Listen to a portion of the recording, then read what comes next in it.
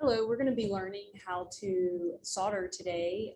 And so I just wanted to first start by going over some of the devices that you're going to need to be able to solder. So this is a soldering iron right here. And Weller is the company that makes this, but you might be using a different one that looks slightly different from this. But in general, they all have sort of the same components. There's usually an on-off button, and then there's typically sometimes one on the back, depending on what type of iron you're using. And then there's usually an adjustment to adjust for the temperature. And so first notice that all of this, the temperature shown here is in Fahrenheit. And it goes this particular iron goes all the way up to 850. Oftentimes when I'm soldering, I set it to about 650 degrees.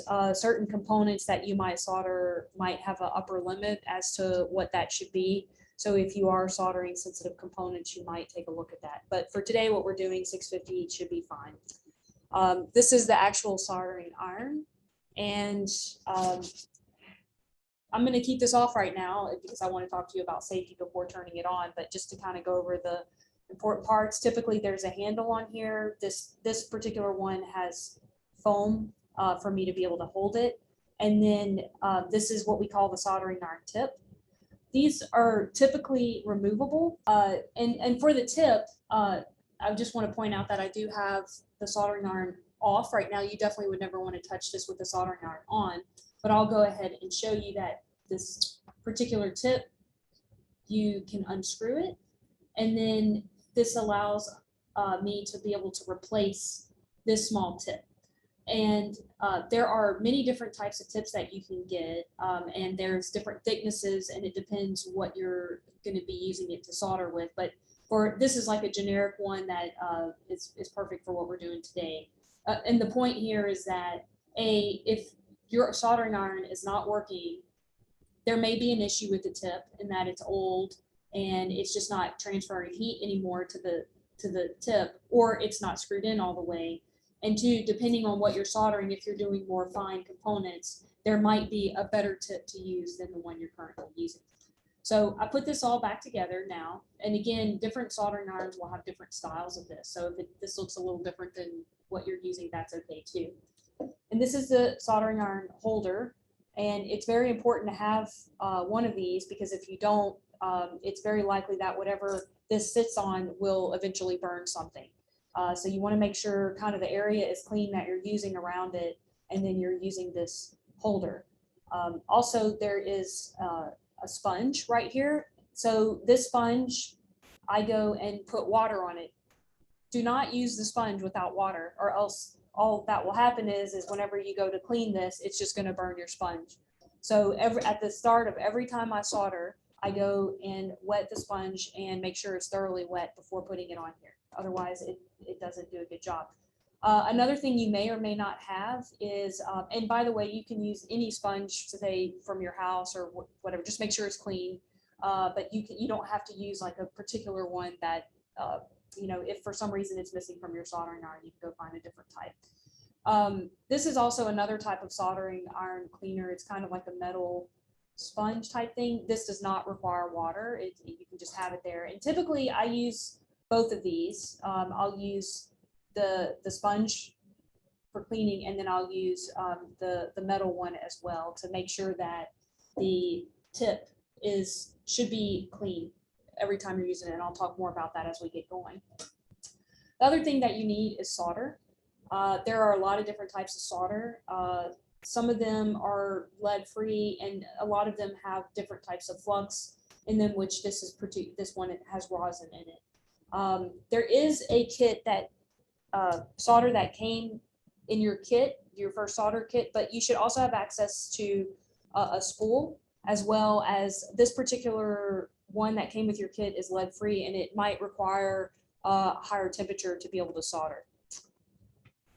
And the last thing I want to emphasize is safety glasses. I would definitely wear these as you're soldering. There's a lot of different ways that whenever you're cutting the leads of components, that the leads could fly in your eye. as well as, of course, any soldering that may be flying around, especially as you're learning how to solder. So it's very important for you to use the safety glasses. So again, I want to just go back to the safety of soldering. That's really one of the main concerns with soldering is the ability to burn yourself. So again, we said that we're going to be operating this at 650 degrees, and then we're going to have this in our hand, and then we're also going to be using our other hand to come in with different components and as well with the solder. And so it's really important that you are very aware of where your hands are at as you're soldering, and to make sure that the left hand is not getting in the way and your fingers of the soldering iron tip. Also, if for some reason the solder is kind of starting to fly, that it's not getting on your skin elsewhere, it will just burn straight through your skin if you touch your skin with this, and it's very painful. So please be very, very careful with this. So I want to talk to you more about some of the tools that we're going to be using today. The first one I'll talk about is this tool right here. This is called a pliers, and typically when you see they're long and pointing, these are typically called needle nose pliers. These are diagonal cutters, and typically we use these for cutting wires. These are called wire strippers, and I'm going to go ahead and zoom in on this. And so the main reason I wanted to zoom in was to be able to point out these different numbers that you can see right here. So with different types of wire, so this is wire that you might use, electrical wiring, there are different thicknesses of wire, and those different thicknesses will correspond to different numbers. And so for typical electrical wire, like what we're using, the largest thickness, the larger the thickness, it corresponds to the smaller the number. So a 20 gauge wire will be thicker than the 30 gauge wire. So that's important to note. And just looking at this size right here that I'm showing you, I suspect that this is either about a 20 or 22 gauge wire.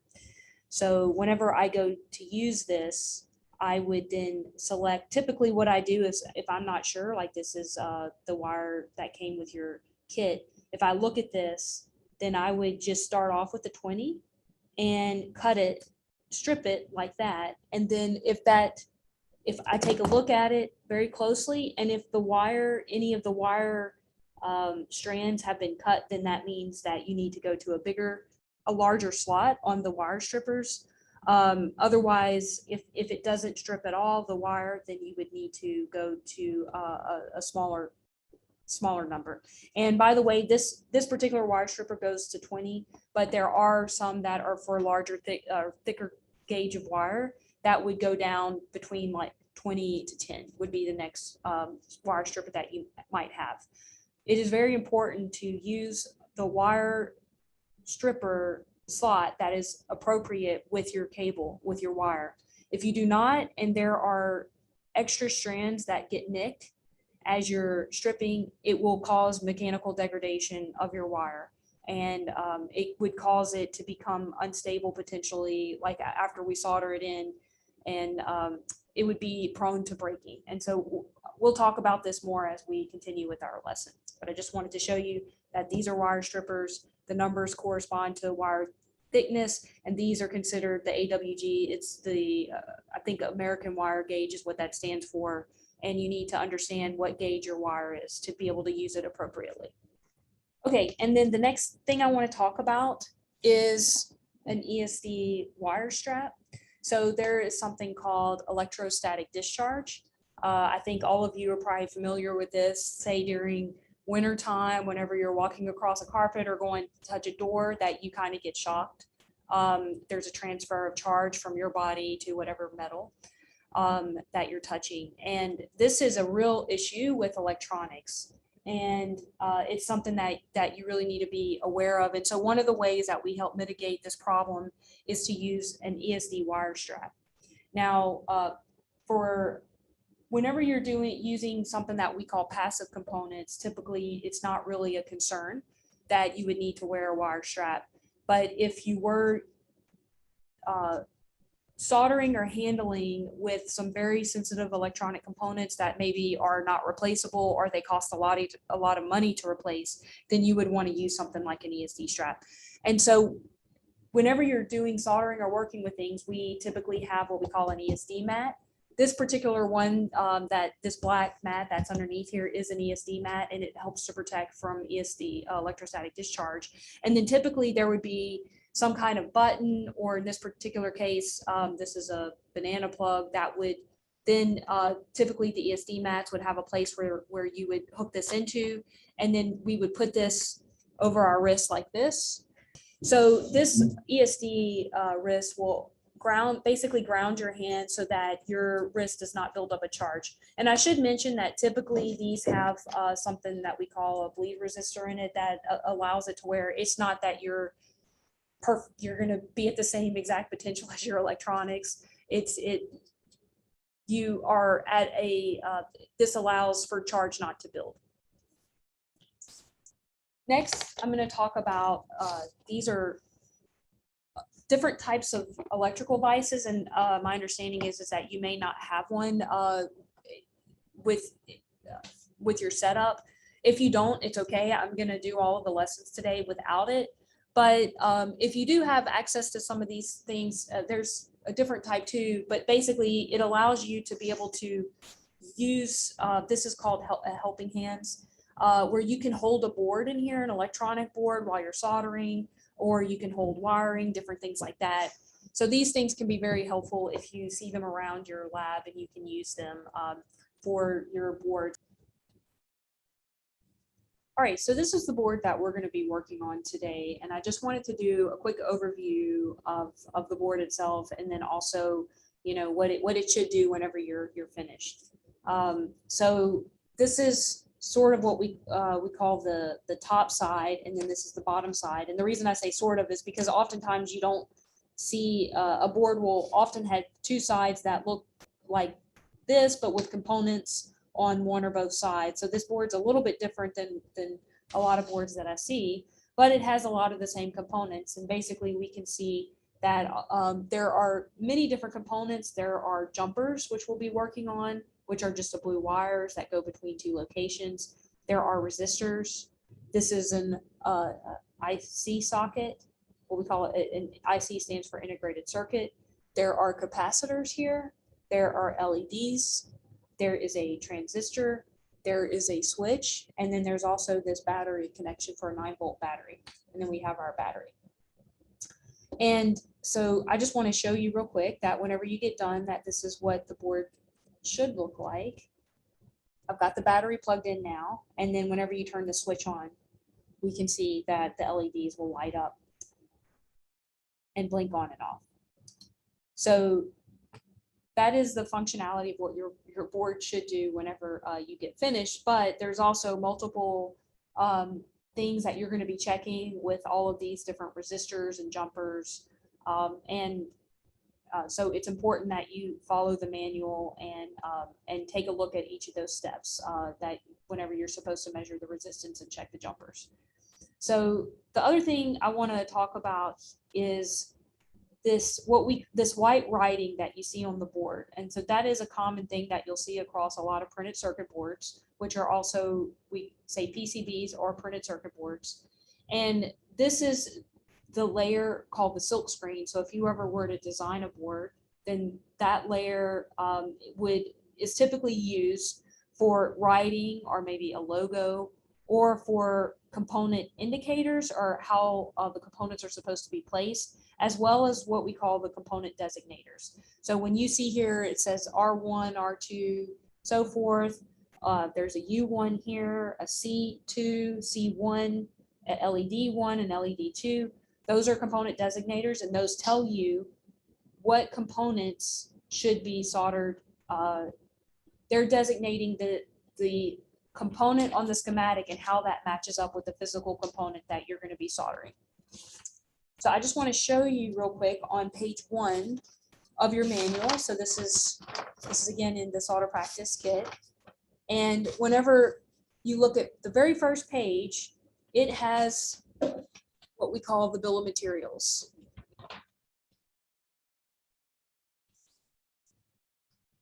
And so this, they're calling it parts list, but if you're ever somewhere else, they may say a BOM or bill of materials, and that just tells you all of the components that you're going to need to solder onto a board. And whenever you look at this, the first section has all of the resistors, and you can see that there's a quantity, there's a symbol with it that's, so R1, R7. So those particular ones would correspond to, there's R1, and then there is R7. So very particular. The value, that's 100 ohms, 5% tolerance, quarter watt resistors. And then so basically there's all of these different types that you'll need. There's 20 of them, it looks like. And we're going to go through and explain how you're going to match all of this up exactly on the board. So don't spend too much time worrying about that right now. I just kind of want to show you all of the components we're going to be working with and how you would find them.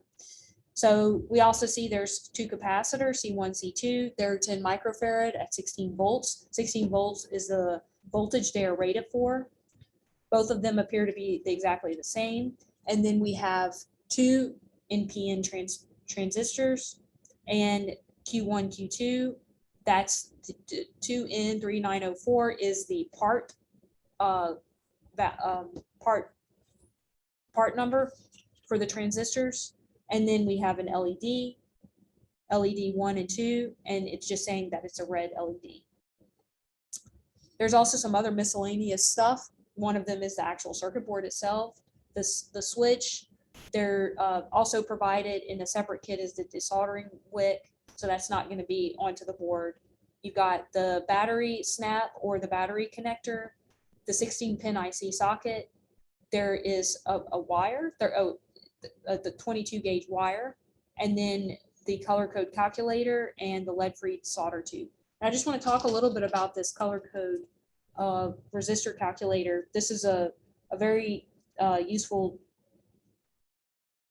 tool that you can use to basically tell you what value the resistor is based on the color codes. And we went over that in the lecture, but this is a tool that you can use that will help you. You can also take your multimeter and measure resistors to also kind of get an idea about what the part number, or you can look on the internet and just find out what the color code is and also look that way. But this is just something handy to have laying around.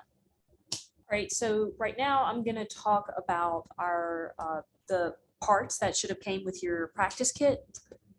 So there was a manual that you should have, and it looks like this. So make sure you have this nearby. We're going to be working through it today. And also this is a completed board. So I just wanted to show you what in the end we'll be building. This is the empty board that you should have. This is solder. And again, I mentioned that you may want to use a different solder that is not lead-free if you have access to it. The wire. This is to help us understand the values for different resistors. Here are all of the resistors that we're going to be working with today. And then there should be a bag that has wick, as well as other components that we're going to be soldering. And also there is a 9-volt battery connector as well.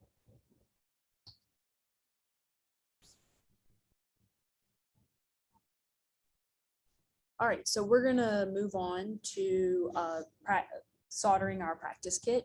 So please take a look at the solder practice kit manual, and everybody should have access to one of these.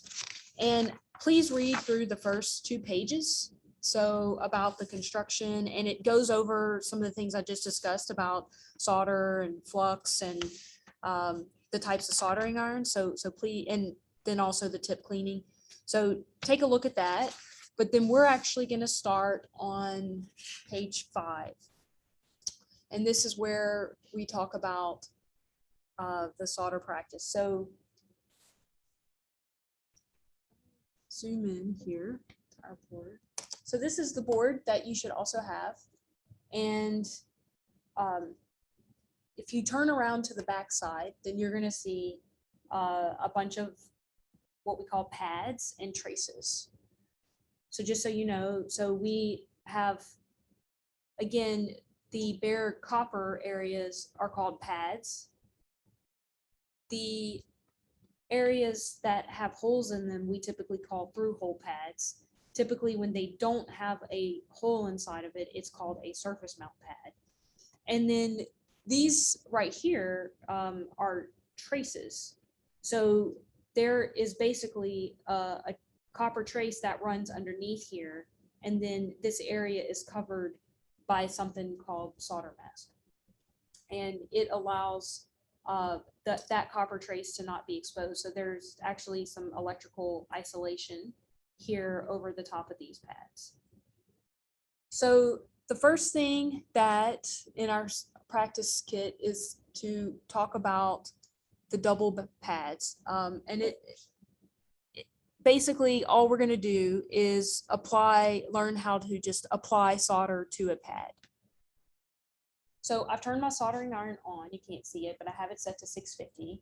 I have the sponge wet, and now I'm going to start to take the soldering iron and just clean it over the sponge, as well as running it across the metal soldering iron cleaner if you have access to that. And so in the end, the soldering iron should look pretty clean like this, and should not have any dirt or flux or anything on it, residue. So just make sure it's clean. And then I have my solder. And so what I'm going to do, whenever I'm soldering, first you have to put the iron on the pad, okay? And then the idea is that we're heating the pad whenever we're doing this. So right now, obviously, I don't want to touch the iron. I don't want to touch the pad with any of my skin or fingers. But what I do is I take the solder here and then I just bring it, and I want to make contact right at the point where the pad is touching the iron. And so you kind of have three things touching: the iron, the pad, and then the solder. And you should start to see that the solder is going to, what we call flow. It should be kind of shiny when it's doing it. And that tells you that basically you've heated it, you've heated the solder enough to where it's going to electrically and mechanically connect to the pad. So that's really in the end what we're doing. We are making both an electrical and a mechanical connection with the solder. And solder is typically used to make the electrical connection, and then whenever we start putting components in, basically the solder is going to allow us to electrically connect the lead of the component to the pad, as well as mechanically stabilize the component. All right, so that is one of the pads. So this pad is pretty big that I chose to start with. So, I mean, we could fill it up completely if we wanted, or you can, just have a small amount. Again, notice that it's still shiny for a long time, and that means that it's still very hot, and you definitely do not want to touch it. So we kind of let it takes several seconds for the solder to completely cool. So again, I'll just show you. So also you can start to see that there is some residue built up on the soldering iron. So what I like to do is I see that, I start cleaning it. And again, ensuring that it's clean. So I'm just wiping it across that sponge, and then we can see I pretty much have all of that off there. So again, doing this.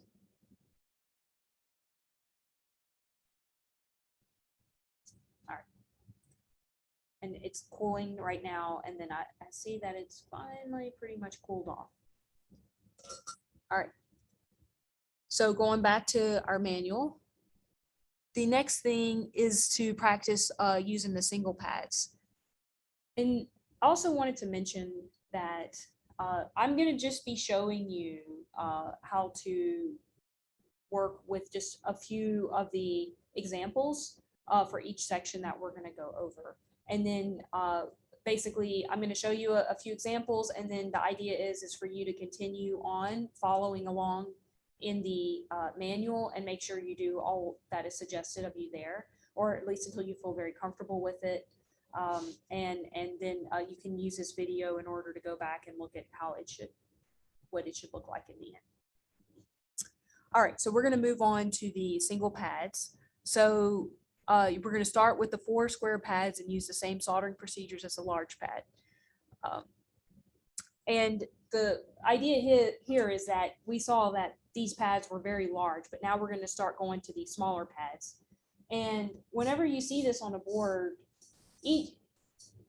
this board is just a practice board, but eventually there will be connections to each of these pads. And the idea is that you want to be able to solder them individually and not have bridging across them. Although in our workbook, we are going to bridge some of these. But in general, you do not want to do this. Whenever you solder, we want to ensure that the solder stays on each of the pads individually.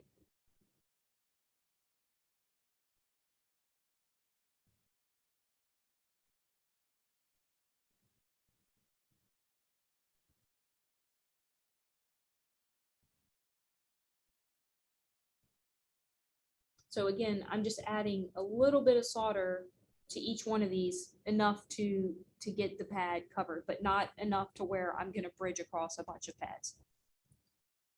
All right, so I zoomed in so that way you could see all of the pads I just did. So I'm going to show the bottom row, and then I'm also going to show you what happens when I bridge 2 pads. So again, so right now I'm just soldering them, and we can see they're all individually being soldered with no bridges.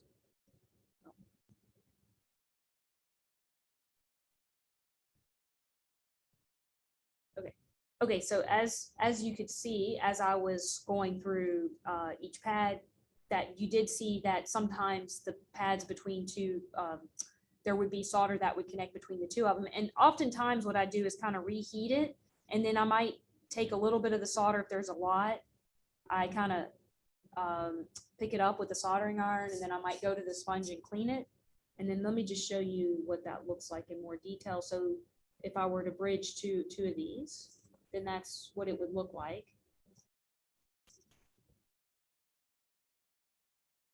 So you can see with this particular one that I've added too much solder and now they're bridged. So I go over, I clean my soldering iron, and then in this case, it's pretty easy. I can just kind of pick up extra solder with my tip.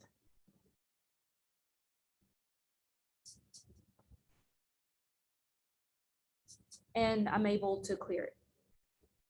Okay, so for the example I just showed, it was pretty easy to clean that up, but I want to show you how to correct something that requires basically the wick. And so in your packet, you should have gotten this braid here.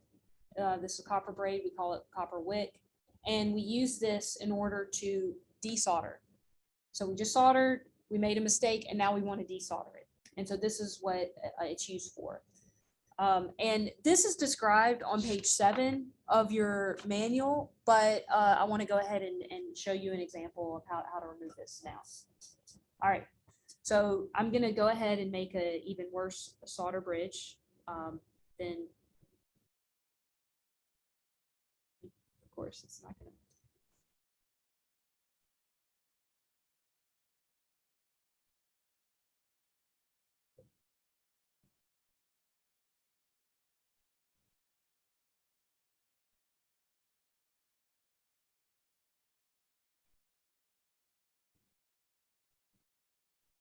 All right. So as you can see, I have multiple pads that are soldered together. So the way that I use this is I have my finger about 2 inches away from the edge. And I come in and I just want to hit the very edge of the wick. And I push it down, and because I use so much, it's going to quickly absorb it. But if for some reason your wick does not flow, then you can add just a tiny bit of solder to it. And then you want to just pull this off and then let it cool off. And I actually got a little bit of it on our PSD mat here.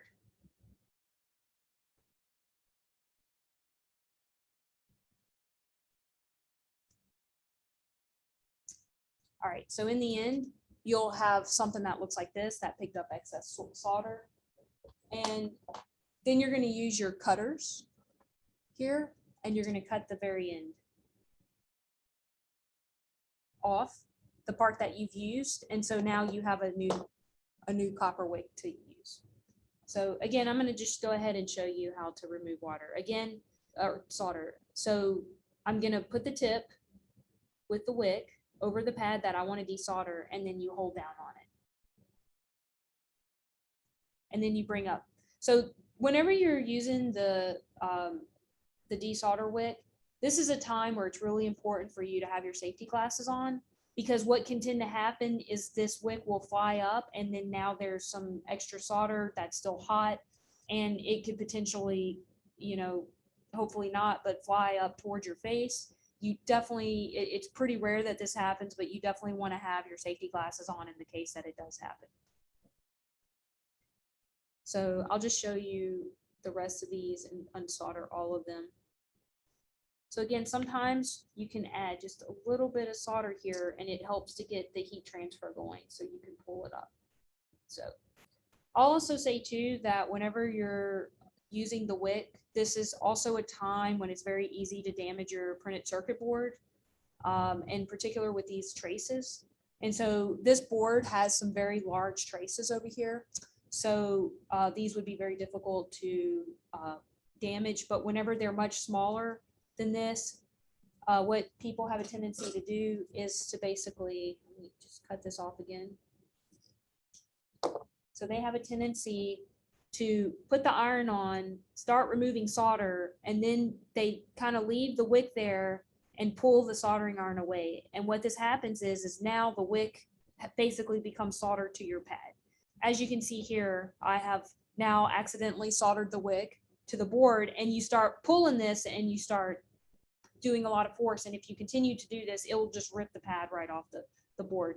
So you definitely want to sort of remove all of this at the same time. You want to take away the soldering iron and the heat at the same time.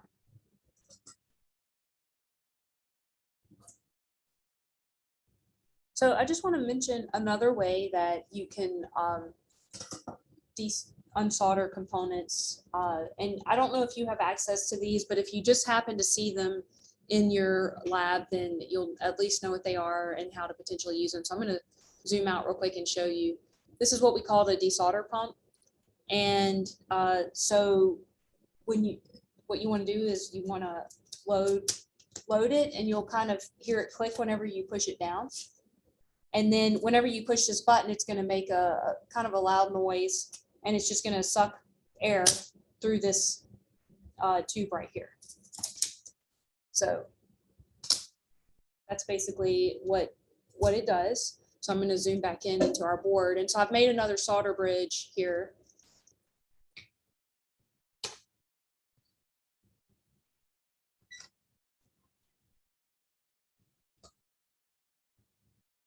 All right, and I'm going to load the board. And so the way this works is you will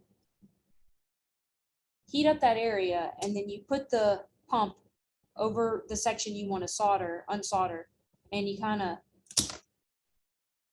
push the button, and then it's going to suck up the excess solder.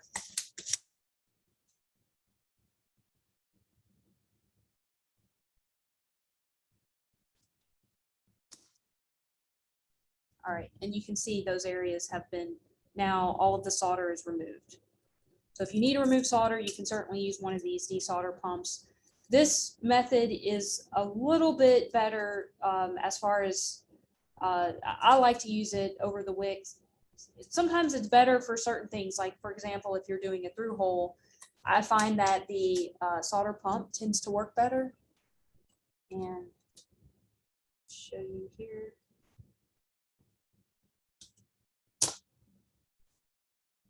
So you can see it removed all of that.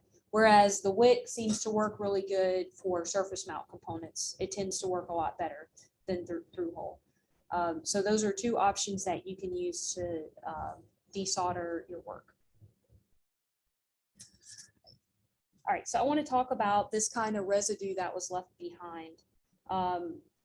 You know, this will happen in particular whenever you're using the wick, but also this can happen sometimes whenever you're soldering. And usually what I like to do is solder an entire board, and then I will use alcohol and come back and clean up all of this to ensure that in the end you don't really see that residue.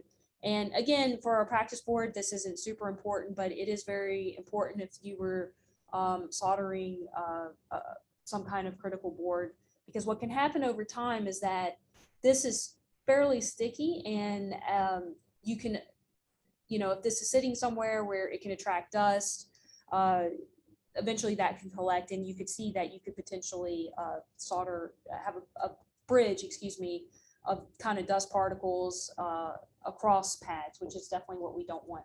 So what I do is I use alcohol. Right now we have some isopropyl alcohol.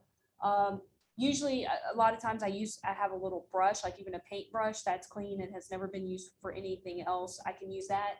But right now I'll just show you how I do it with some Q-tips, because this might be things that you would have in your lab.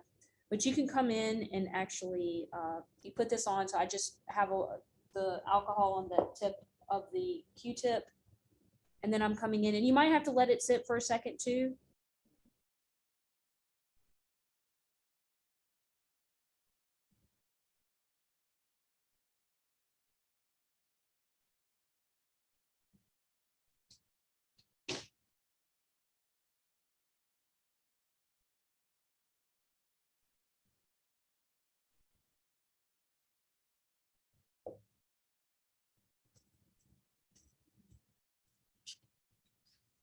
Okay, and you can see that I've removed all of the residue here. And you want the alcohol to just sit and air dry. So you can definitely just let it sit and air dry. You wouldn't want to go and hook up the power to this board right now. Right after you clean it, you basically want to let it sit for about 10 minutes before you go to hook it up, but the alcohol will evaporate naturally. So there's no need to wipe it down beyond just letting it air dry. We're going to do the section now with the tack soldering. So we're going to have to, the first thing we're going to do is cut 5 1-inch wires and strip 1/8 insulation off both ends. So I'm going to zoom out a little bit for this. So here is the wire that I mentioned earlier. Here is our wire stripper right here. So earlier I stripped it and I saw that the number 20 worked fine for this.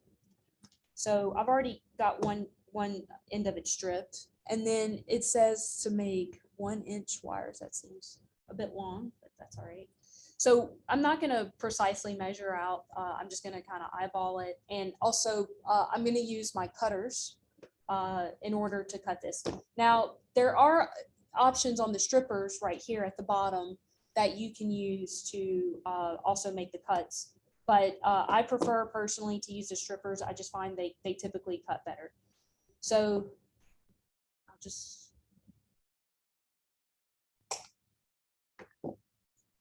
so that just flew away. So I've got it back. So now I'm going to bring this around to the other side. And again, basically I place it in the amount that I want to strip it. So 1/8 inch or so. Again, I'm just eyeballing it. It doesn't have to be exactly correct because you can always correct it later. You basically push down on this, and then you want to get a firm hold on the other side of the wire and pull out. So you can also use the needle nose pliers sometimes. That's really the problem when your wires are too short. It makes it really difficult to strip one end of it. So, but whenever you're using the pliers, just be really careful if you're holding them, because they can definitely cause some mechanical damage to the wire itself. So be very careful about it. So that's why I like to basically strip this, and then then I can start the next strip right here with the next wire while it's still attached. And now I can come in and kind of estimate.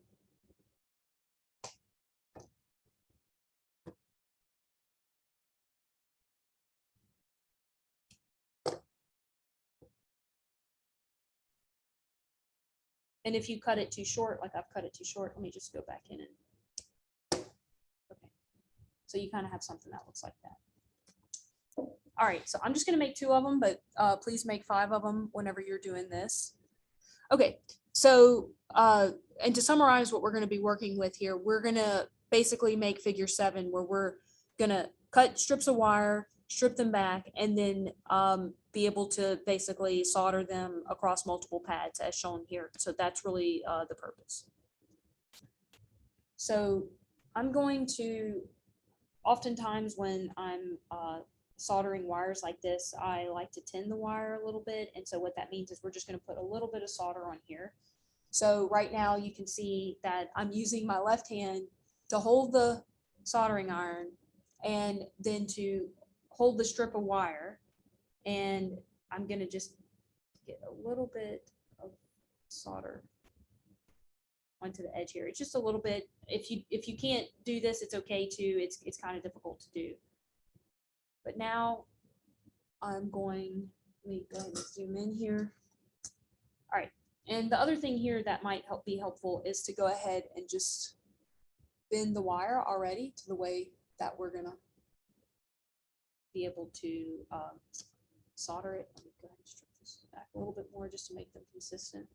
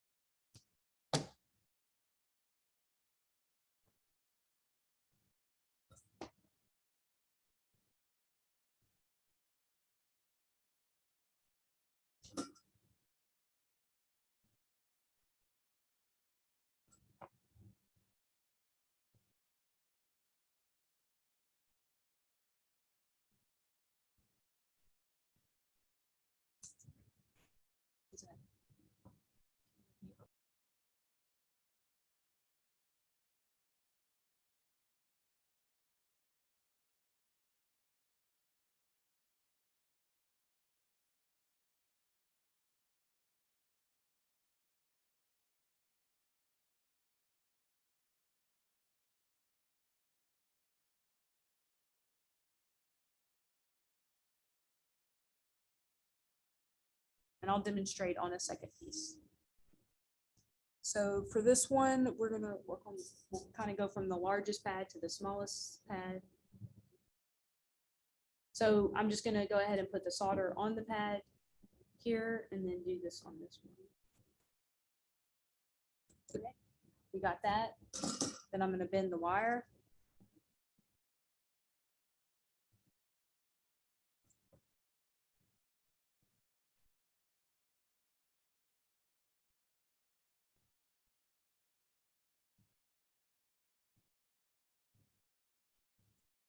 All right. So again, you can see both of the wire pieces are soldered to the pad. All right, so I'm gonna go ahead and you guys can work on the other ones, and then but I do want to do one more, and that's on these small pads over here.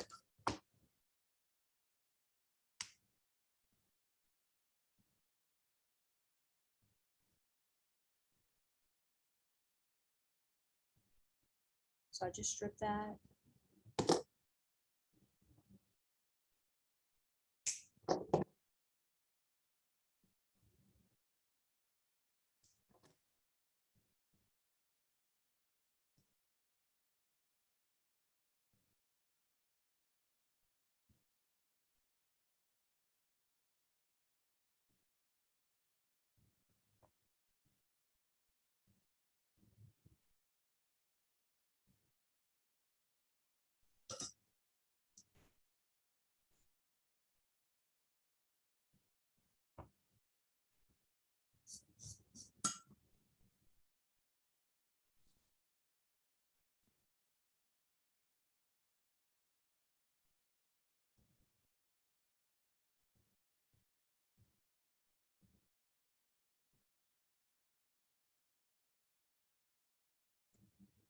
By the way, these strips of these wires, the ends of them do get hot.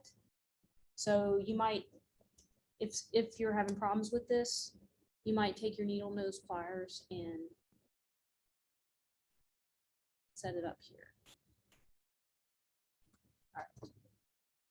if you look over here on the manual section, we're working on the jumper wire section. And in the end, on the front of the board, we'll see that we're going to be looping through the two different pad areas, and then we'll be soldering on the back side. So in order to do that, these are the areas that we're going to have jumpers through. And I see on the back, you can also see that there are some larger pads, and then it sort of decreases to smaller areas. Okay, so for this section, I'm going to need to strip the wire again. So for this, I'm going to make the wire, I'm going to strip the wire extra long, so that way we can bend it in the back, and you'll see what I'm talking about here. So I kind of, probably you want to make it about that long. And you'll see whenever you start doing this yourself how long you need to make it. So then we have the second piece. So again, I'm going to make it longer than what we did before.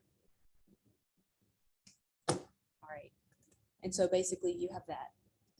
And so now I'm going to bend it. And then I place this through here. And then on the back side, I can take these and bend them out. And so they're long and they're going to be sticking out long, but we're going to be cutting those with the cutter after we solder it. So don't worry that it's that much longer, but hopefully you can see that I have bent out the lead so that it holds it into place. So that's basically what it looks like right now.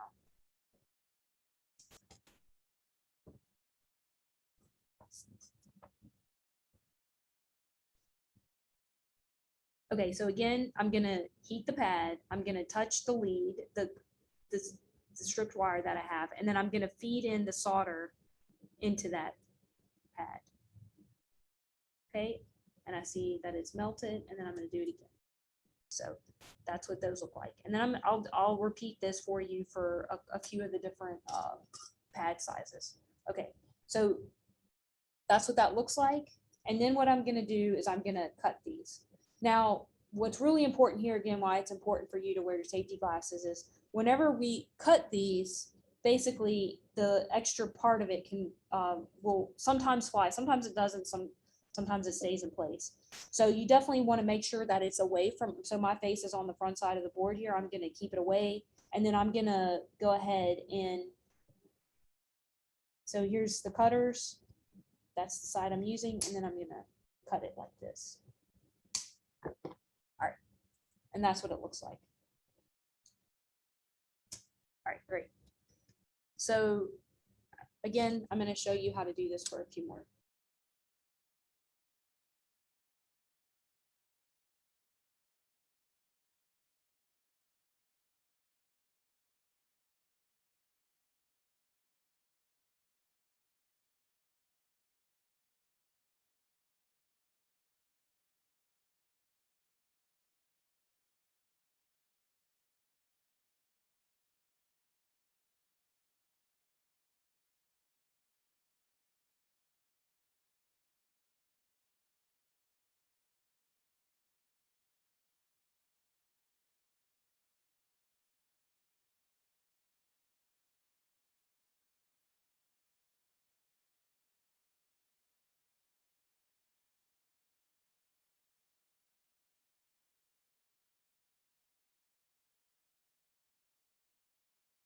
I'm now working on the smallest pad here. So you can go ahead and it's the exact same concept. It's just the pad size is much smaller.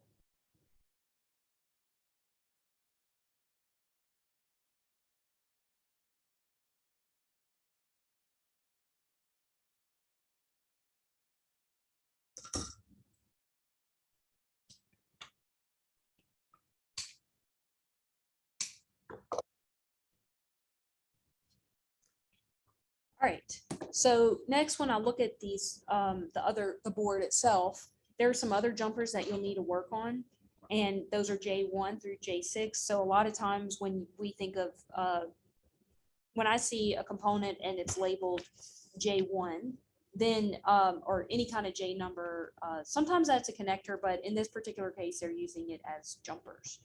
So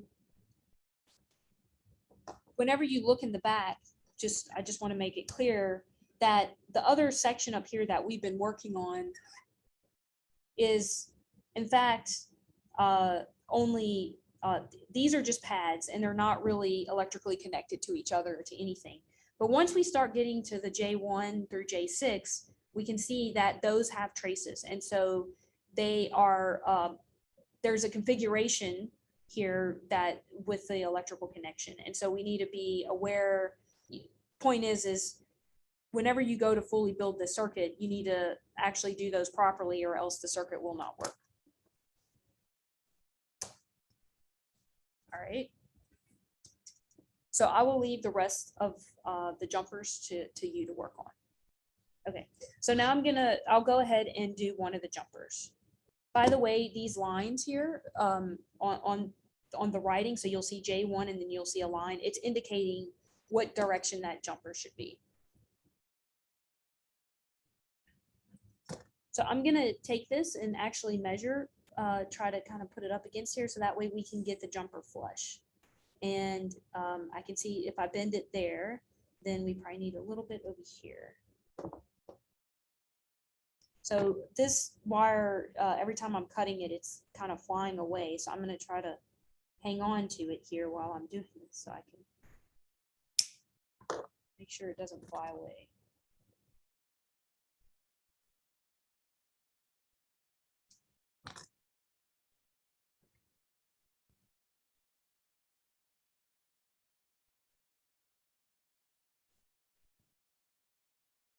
Okay, so I see that I did not quite get the length. It's way too long, so I'm going to go ahead and cut it back.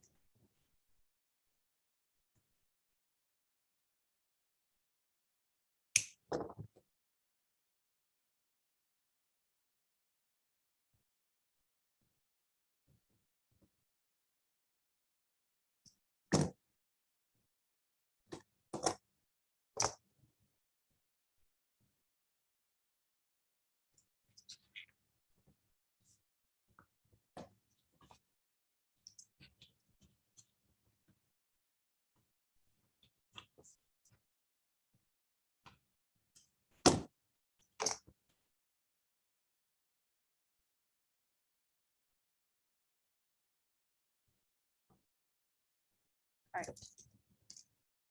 So here we go. So I've got it in, and again, I'm just gonna bend the leads back. So now it should look flush on your board.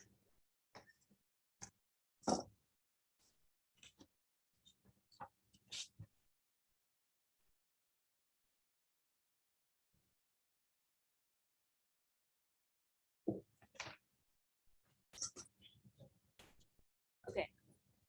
And if you need to cut those back,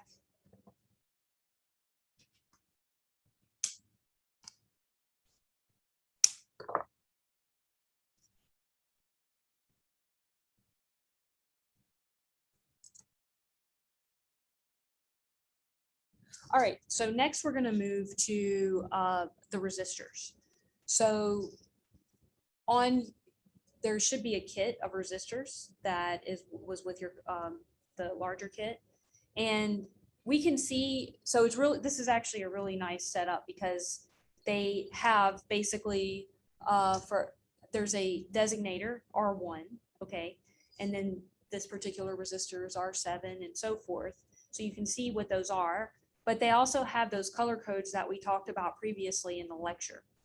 Okay, so whenever we look at R1 here, you can see that they have the colors, so brown, black, brown, and then the gold will tell you that it's 5%. Also, the way that I know that it's 5% is because I just see that it's beige. If it's a 1% resistor, those are typically, the background is always blue. So that's how you tell that. So so in this particular case for 100, we have brown, black, which is 10, and then times 10 to the 1. So that's basically 10 times 10 to the 1 is 100. So that's how you tell that. And whenever I look at the board here, we have all of the different, so you've got all the different jumpers, but then you also have, it tells you where to put the resistor. So we see that R1, R2, 3, and so forth. There's multiple different locations. Here's R5, we see R6.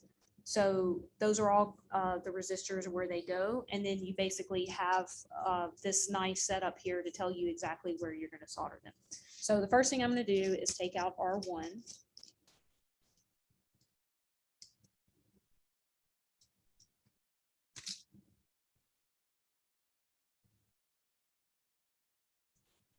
So I have it here.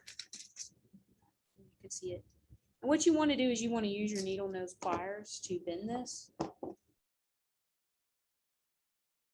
And again, we're going to try to make this flush. So you kind of need to get an eyeball about where you need to bend it. And after you do one or two, you'll get the hang of it. So don't worry about it if it's not perfect the first time. So again, I'm just kind of eyeballing this. I can see I didn't quite get the two sides equal, but it's okay.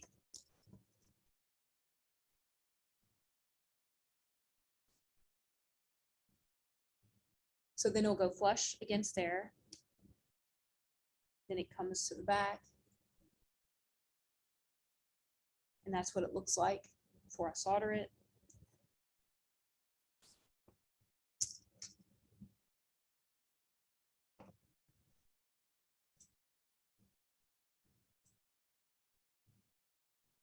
Same technique as before.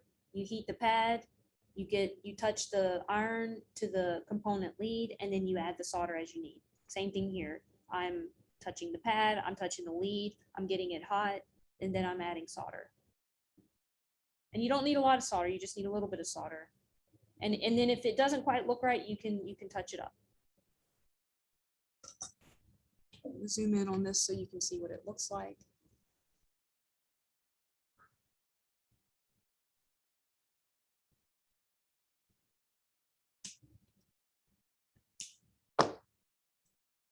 All right, so you basically have that.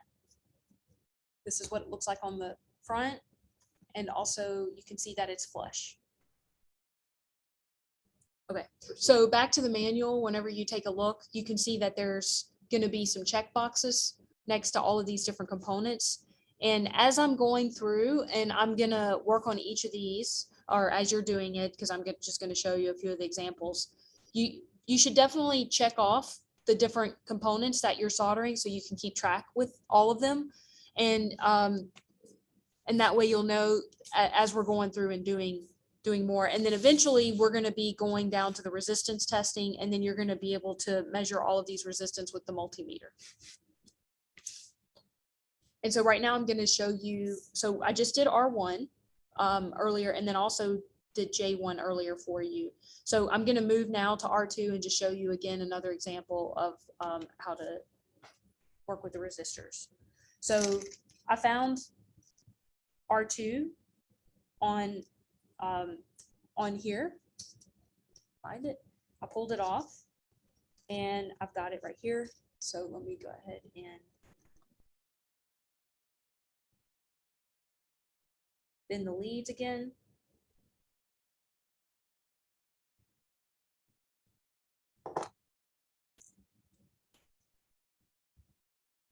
R2 is right next to R1.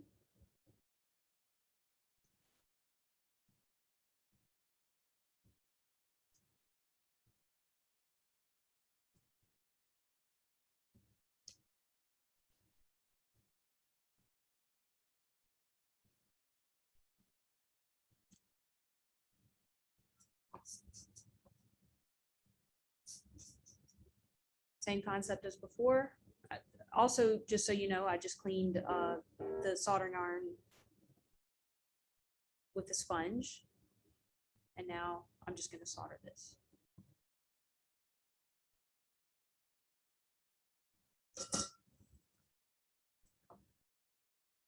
Cut the leads, turn it away from me.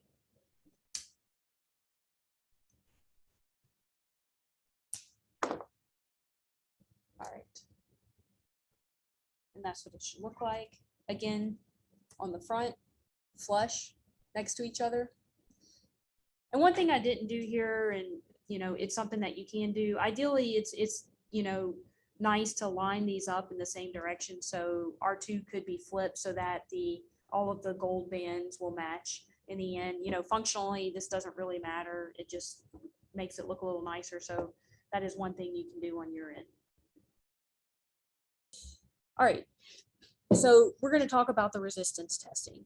And the idea is that once you complete all of the top section, once you have completed soldering all of these components as well as these, and you have all of your check marks to indicate that you finished that, then you're going to go to the bottom section and you're going to use your multimeter to check, to do this resistance testing part.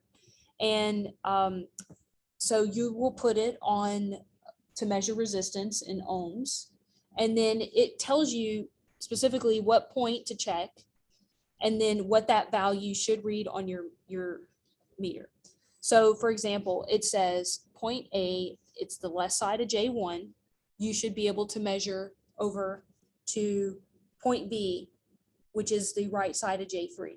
And these values are 0.1 to 1 ohms. And I can tell you that that's basically what we call a short or short circuit, meaning that that has complete continuity. It's basically like there's a wire between A and B. So on the board itself, you would then take your probes and you would measure between these points. Now you can see here that there's the wire insulation. So that's going to be difficult for me to do. But if I turn it upside down, then I'm able to go through and check these values right here. So for that, I would measure these values, or measure between these 2 points, excuse me. All right, and then to go back over here, we're gonna measure from point A to point C.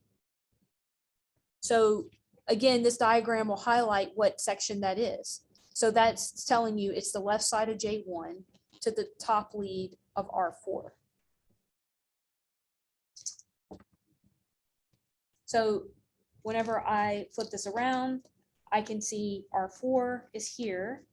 So I can kind of get my probe on that, but most likely I will have to do this on the other side. So I kind of need to figure out where that is. So that's 1, 2, 3, 4, 4 over 1, 2, 3, 4. And here is J1. So it's basically going to be between 1, 2, 3, 4. These points is what I would look at.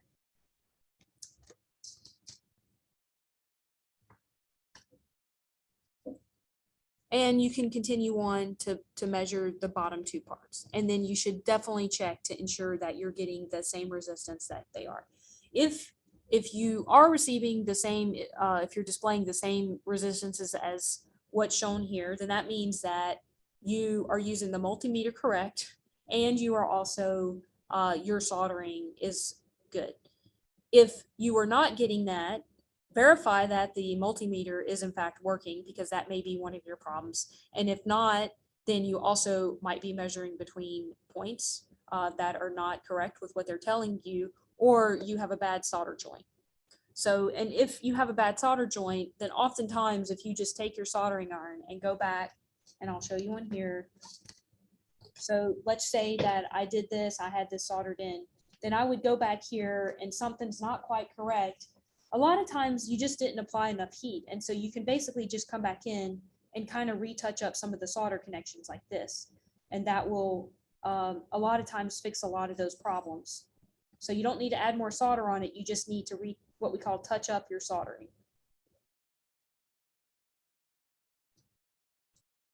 All right.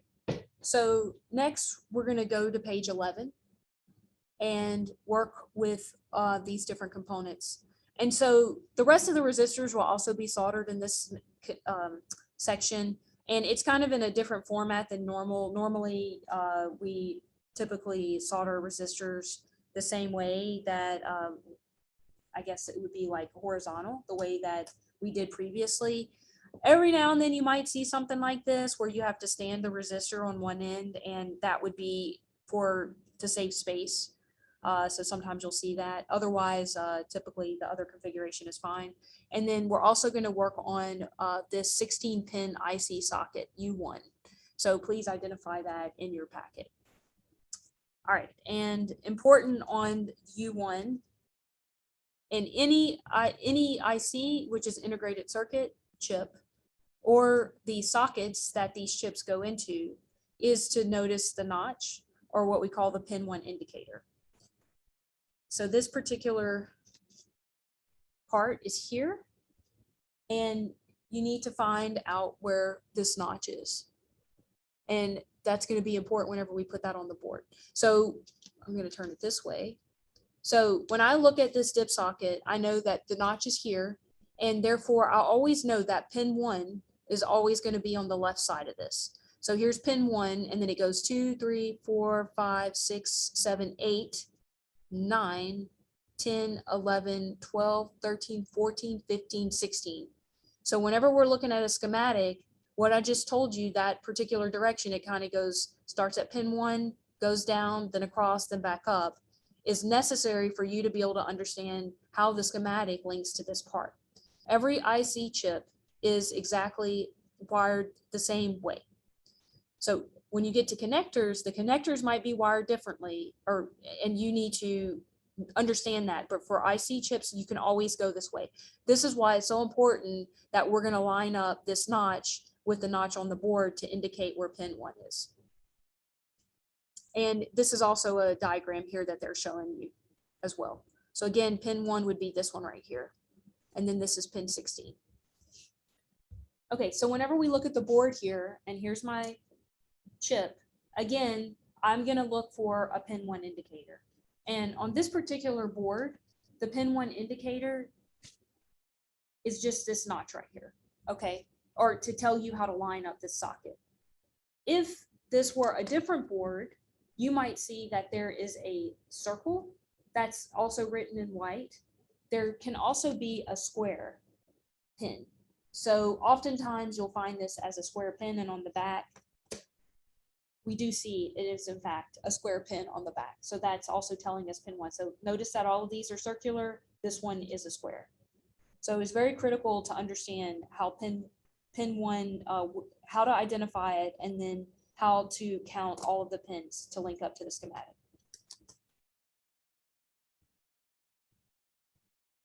All right, so whenever I do a dip socket, keep this in view, then you put it in, again, pin 1, the notch is there, it's right. Okay, and then I'm gonna come in and so I've got my finger on it on the back side, my left hand. And the idea is that we need to solder all these pins, but the solder and the soldering iron tip is very hot. And so what you really want to do is keep your finger away from the pin that you're about to solder. So if I'm going to start up here at pin 1, then I'm going to keep my hand at the bottom part. So I'm holding the bottom side, and then I'm going to use my left hand. I'm going to hold the solder. So it takes a little bit of practice to do this.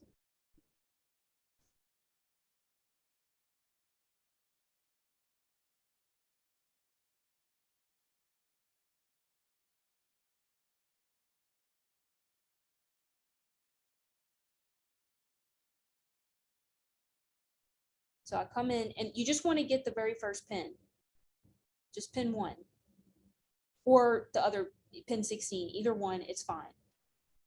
So you solder that one, and then you need to flip it back over. And it's really important to do this, and you need to ensure that you've got this flush. So we want to ensure that this is actually flush. And we can still see the backside is moving a bit, and we're about to correct that as well. All right, so now I've got the first one soldered in. So now I'm going to do the complete opposite corner. So again, I'm going to use my pinky here on the bottom side of the board to hold it flush, but I'm holding it now at the top side of the board, or the top side of the chip.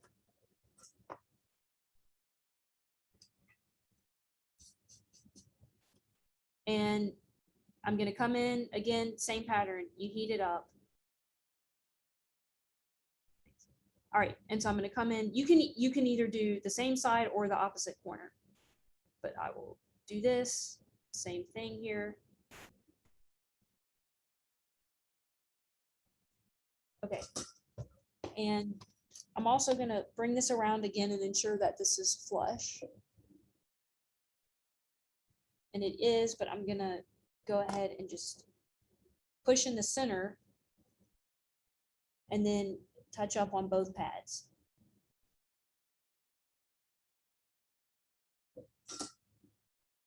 So this is super important to get the socket to be flush on the board. Otherwise, it might be crooked or twisted. And again, for a practice board, it's not a super big deal if it happens to you.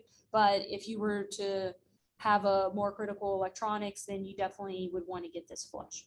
All right, so we have 2 pins, opposite corner done. And so now I don't need to hold it anymore. It's perfectly in place. I just need to come in and solder all the pins.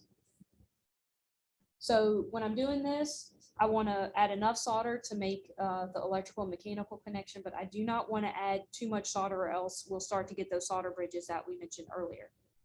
So and just take your time with this. It takes a while to get, the right amount of solder on there, but if you get too much, then you could certainly use the wick and remove the solder as you need.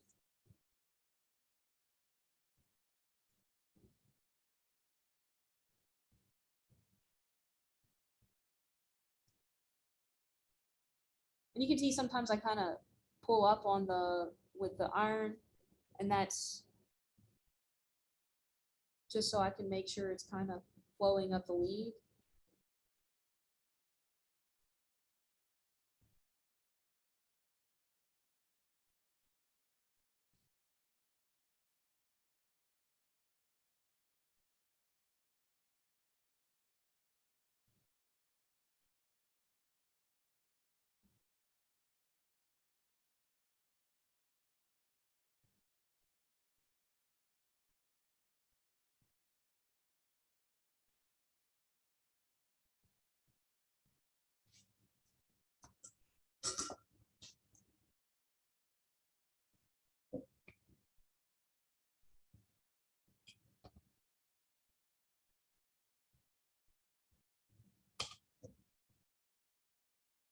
All right, so this is what it looks like.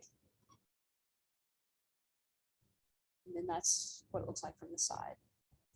And when I look at the front, I've got the notch in the right place. And it's also flush.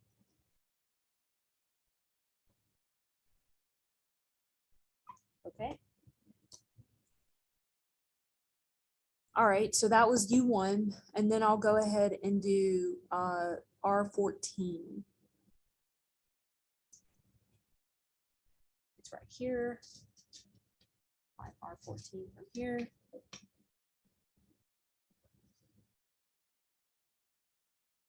It's a little different than before. It's just about where you're going to bend these leads at.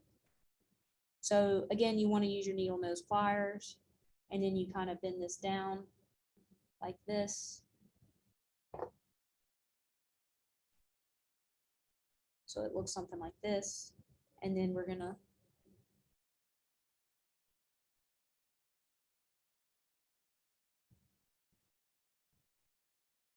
in the end, it's gonna look like that. Same thing as before, I'm just gonna bend the leads.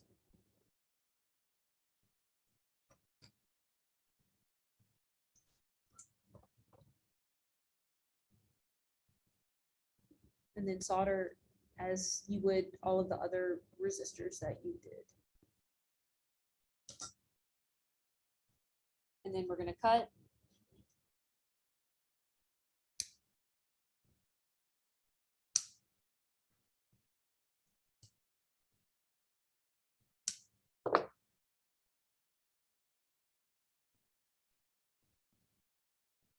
Okay, so you'll complete that top section and again, go through and do the resistance testing just as you did before. And this is going to tell you, again, if you did, if all of your soldering looks good, It's all electrically connected. And by the way, I'm just noticing that there's a nice pinout drawing right here of the dip socket. Okay, and one more thing I just want to mention about this figure D and about what we did here is that, you know, this is now sticking out and it is more fragile than this configuration. And this is why I prefer this horizontal configuration, just because it's a lot safer. These resistors are pretty fragile. So if you accidentally hit it or it gets bent, then, you know, it might not be connected. It might just fall off at some point. So just be more careful with these particular resistors, especially when you're probing around the board. Okay, so now we're going to move on to page 12. So there's multiple things here we're going to work on. One of them is the capacitors. One is the battery connector. There are LEDs, and then we have the transistor. So I'm going to show you how to do examples of each of these. All right, we can start with the capacitor since it's over here, figure E. Okay, so these are electrolytic capacitors. Not all capacitors are electrolytic, but electrolytic capacitors, that particular type, is what we call polarized, meaning that they have a positive and a negative lead, and they have to be oriented in that correct position, or else the capacitor can get damaged if you install it incorrectly. So this is one of those other really critical things that you notice the orientation as you're doing it. So on my board, fine, we can work on the C1. So this is what they look like. And pull them off. So here we are. So you definitely want to bend the lead straight. And you also now will notice that one of the leads is longer than the other one. And you will also notice that there is a marking on the body of the capacitor that is like a gray stripe. And the negative side is the shorter side as well as the one with the stripe on it. And the longer lead is the positive side. So for C1, we are going to put it in this orientation.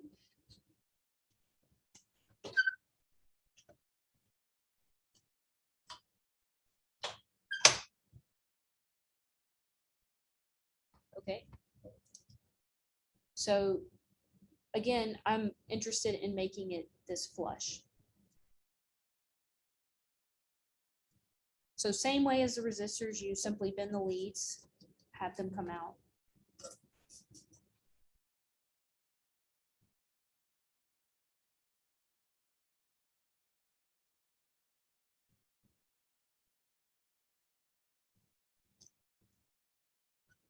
Sorry about that. Okay, so you simply have that.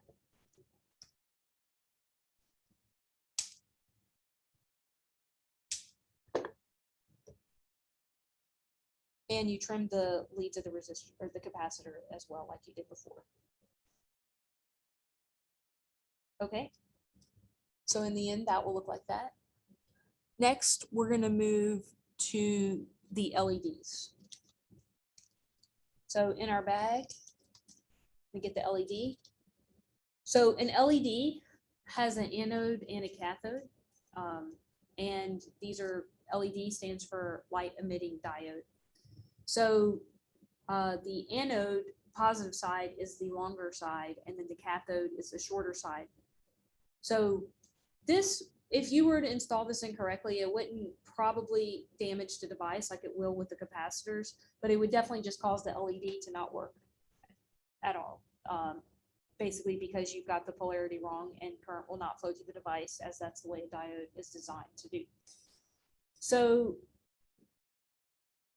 on the board here, let's see, there is also a flat section to the LED casing.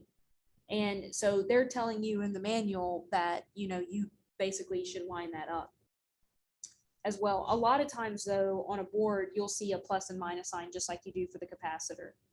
So just pay attention to that as well. On a lot of boards, you won't see necessarily a flat side or not. It'll actually have a plus and minus sign. So, but I found the flat side and I'm going to just line it up and then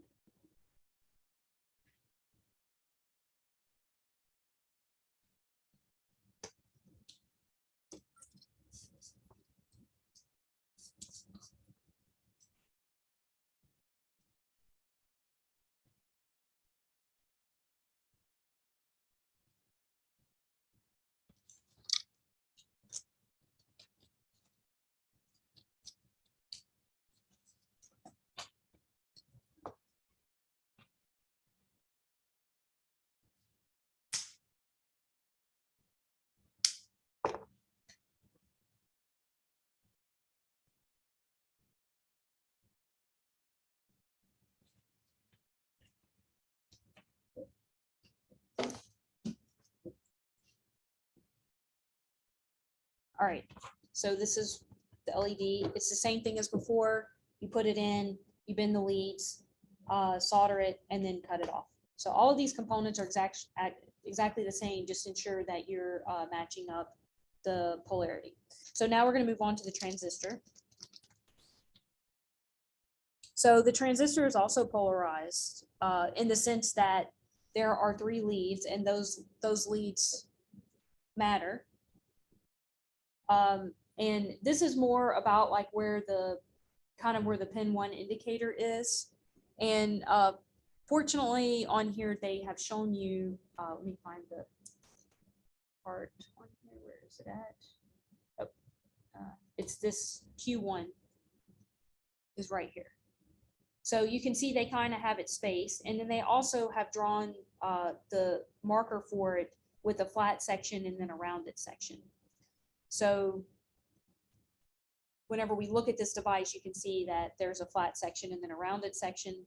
And then you'll also have to bend this lead, the middle lead, in order to make it work. And you can kind of, it's probably best just to use your pliers to do this. All right. And then you might have to stretch it out a little bit. So it'll look like this.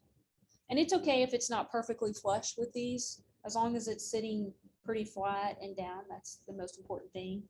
And then on the back again, we can, you can kind of get it, you kind of want to line it up on the front, and then you'll again bend those leads a little bit so that you can solder it.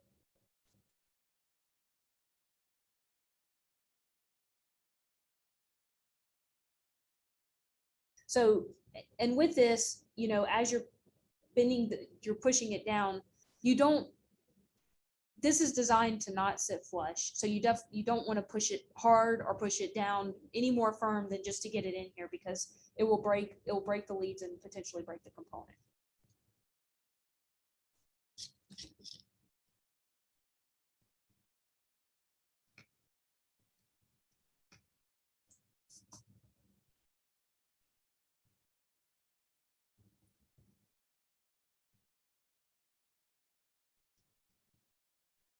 So same thing as before. I'm also kind of holding it underneath to keep it sort of flat here when I soldered the first connection.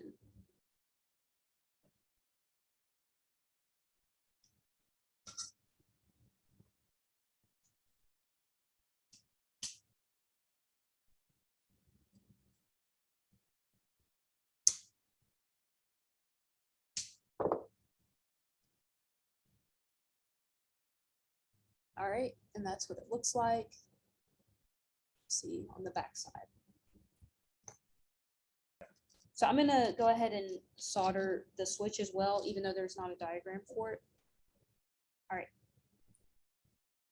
So this particular switch is not polarized. So there's kind of multiple positions. You just simply push it either way. So this the switch, it's not polarized, and you just simply push either direction, and that's what creates the continuity. In this configuration, I assume there is a continuity between this pin and this pin, and whenever we push here, there's continuity between these two. And you can certainly check that with the resistance using your multimeter. All right, so for this, it's pretty simple. I just put it in. And the most important thing here is that you want to keep it flush. So I can either do that with my pinky like this, or you can kind of want to be careful once you start using the table as a way to keep things flush, especially when we have those resistors that are like this that are standing up. It's really not ideal to then start pushing down on the board. So I'll just do it with my pinky because we just need a little bit of the support here. And once I kind of get it soldered in, I can then fix it.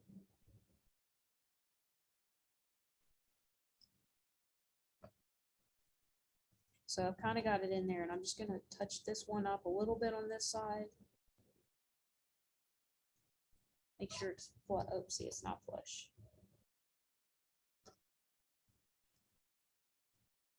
Okay.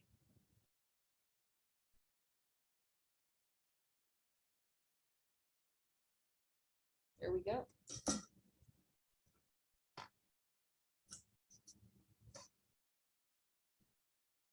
Now that I've got that first one in, I can then go back and solder the other two.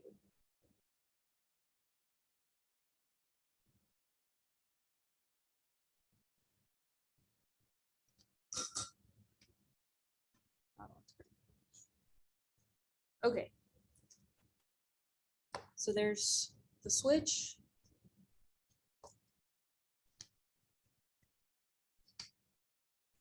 All right, and then the battery connection goes right here with this plus and minus.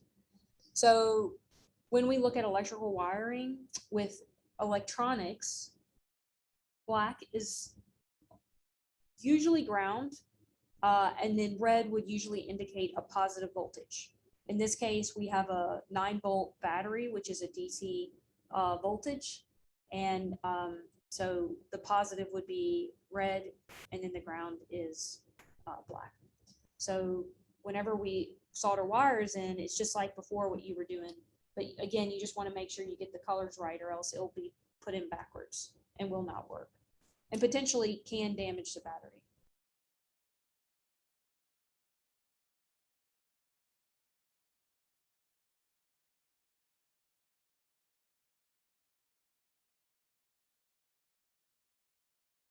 Okay. All right, and on this board, they have this hole right here that they basically are using for strain relief for the cable. So we'll go ahead and install that.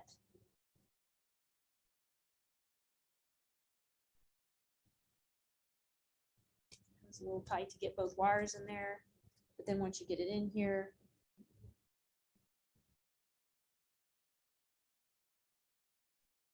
just pull it up as much as you need, and then we can straighten it out in the end.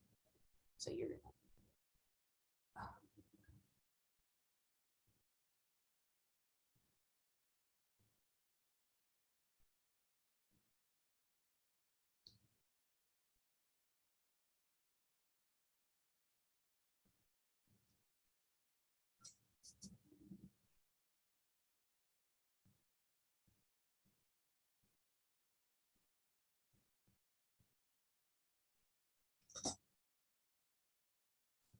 I've got them in. I'm just going to go ahead and kind of pull this back out a little bit there.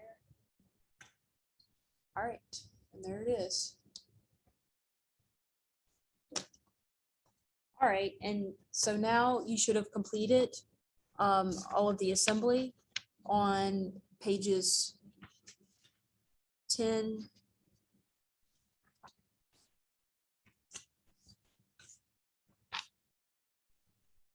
11, 12. All right, and so now that you have a completed board, I want to show you about how to clean your board. And so I have a bottle of alcohol here and just a paintbrush. And you definitely want to get a clean paintbrush that hasn't been used to actually paint or do anything else with. And this particular bottle has this nice way that I can pour the alcohol out, but you can also just have a beaker, whatever you need in order to do this. It's best to have a paintbrush. If you had to use a Q-tip, you could. And you know, for these practice boards, I'm just showing you how to do this. This isn't necessary, but if you, once you get into where you have some critical electronics or whatever, then you definitely would probably want to clean this after you get done soldering. So, and the main reason that we need to clean this is because there is a residue that is on this board, and you can see it, and I'm sure you'll be able to see it on yours too. And we're basically just trying to remove all of that. And that's basically all kind of the leftover flux that's there. So so alcohol, so you should never use water, first off, always use alcohol, and alcohol is going to evaporate very quickly. And so it does not harm electronics. And so you just want to pour this over, and sometimes you have to let this sit, and sometimes I have to soak this for quite a bit of time as well, or do multiple rinses. But the idea is that you pour it on, and then you're basically just going to scrub. And if you've scrubbed and some of your jumpers come out, then that means you didn't solder them very well, and you need to redo them, because it should be able to take a pretty good brushing here without causing any damage to any component that you soldered.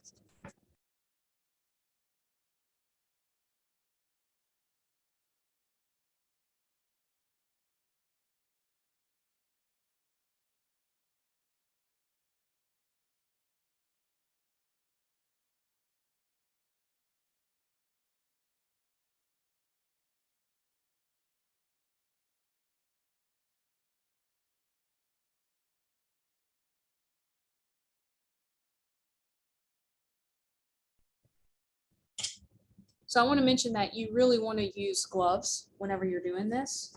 And so just make sure, you know, alcohol is not going to damage your skin, but you definitely, over time, you don't want to use it for long periods of time. If it splashes on it, it's okay. But yeah, definitely try to get a pair of gloves. And you want to make sure that you're getting the 190, like the one I'm using is 99% isopropyl alcohol.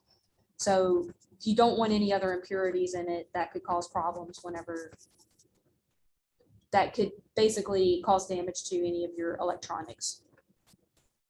So all I do is I put it over, pour it over all of the board, and then I use the paintbrush to kind of scrape it. And I'm doing this here, and it's causing a big puddle. Normally I would do this wearing gloves, wearing my eyeglasses, and over a trash can, so that way it can pour into the trash can. So again, just doing this here just to show you, but it's definitely making a puddle of alcohol on our bench here. And you can see that it's working pretty well. So we'll go ahead and just let this dry.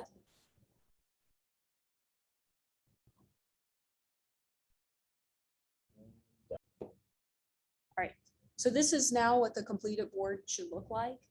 And you could certainly, once you have checked all the resistances and ensured your battery is put in correctly with the plus and minus wiring in the way that this is shown, you can then go ahead and plug in your battery. Again, if you've never seen a 9-volt battery, there are two different types of connectors, and you're going to match those with what's on here. So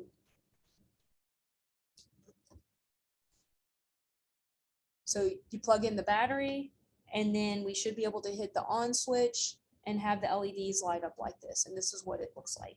And I just want to point out that on the IC chip here, it turns out that we don't actually populate that. It's just really for checking resistances. But in a different circuit, you would probably install an IC chip like what we're going to be doing on the Skeeter set.